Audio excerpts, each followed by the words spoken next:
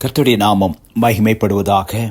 சங்கீதங்களின் புத்தகம் 65 சங்கீதம் 11 வருஷத்தை உம்முடைய நன்மையால் முடிசூட்டுகிறீர், உமது பாதைகள் நெய்யாய் பொழிகிறது. சங்கீதங்களின் புத்தகம் 65:11 வருஷத்தை உம்முடைய நன்மையால் முடிசூட்டுகிறீர், உமது பாதைகள் நெய்யாய் பொழிகிறது. கர்த்தர் ஒவ்வொரு வருடமும் நம்மை அற்புதமாக நடத்தி கொண்டிருக்கிறார். ஒவ்வொரு வருடமும் கர்த்தர் நம்மை நேர்த்தியாய் நடத்தி கொண்டிருக்கிறார். ஒவ்வொரு வருடமும் கர்த்தர் நம்மை பாதுகாப்பாக நடத்தி கொண்டிருக்கிறார். கர்த்தர் செய்த நன்மைகள் ஏராளம் ஏராளம் ஏராளம். எண்ணிலடங்காத நன்மைகளை, கணக்கில்லாத நன்மைகளை கர்த்தர் செய்திருக்கிறார். இந்த புதிய ஆண்டிலும் மெய்யாகவே ஆண்டவர் தம்முடைய நன்மையினால் நம்மை முடிசூட்ட அவர் வல்லவராக இருக்கிறார். இஸ்ரவேல் ஜனங்களை அவர் இந்த வனாந்திரத்தில் நடத்தி வரும்பொழுது அவர்களுக்கு ஒன்றும் குறைபடவில்லை என்று வேதம் சொல்கிறது. உபாகமம் 2:7 வாசிக்கிறோம். அவர்களுக்கு ஒன்றும் குறைபடவில்லை. இந்த வனாந்திர வாழ்க்கையில் ஒரு குறைவில்லாமல் அந்த 6 லட்சம் புருஷர்கள், மனைவிமார்கள், பிள்ளைகள், மிகப்பெரிய ஒரு திரளான ஒரு கூட்டம். இந்த வனாந்திரத்தில் எதுவுமே கிடைக்காது. வனாந்திரத்தில், அந்த பாலைவனத்தில் ஒன்றும் கிடைக்காது.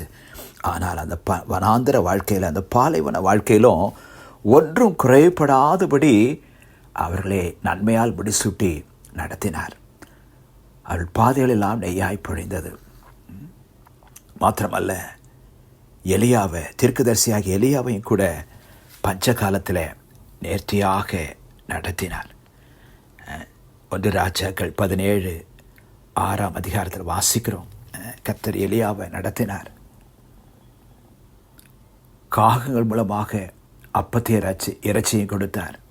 சாரிபாத் விதைவு மூலமாக 14 போஷித்தார்.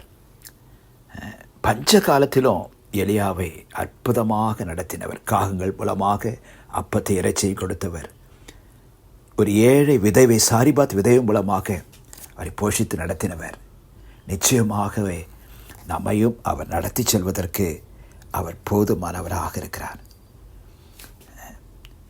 சங்கீதம் 103 வாசிக்கிறோம். கிருபையினாலும் இரக்கங்களினாலும் முடிசூட்டி நன்மையினால் உன் வாயை திருப்தியாக்குகிறார் என்று எழுதப்பட்டிருக்கிறது.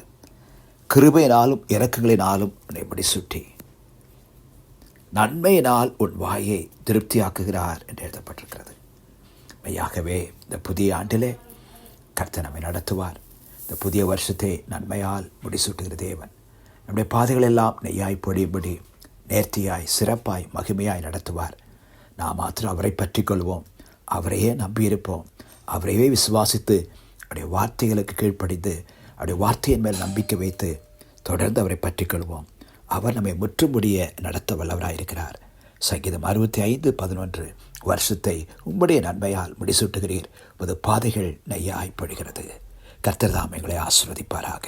ஆமென். தேங்க்யூ.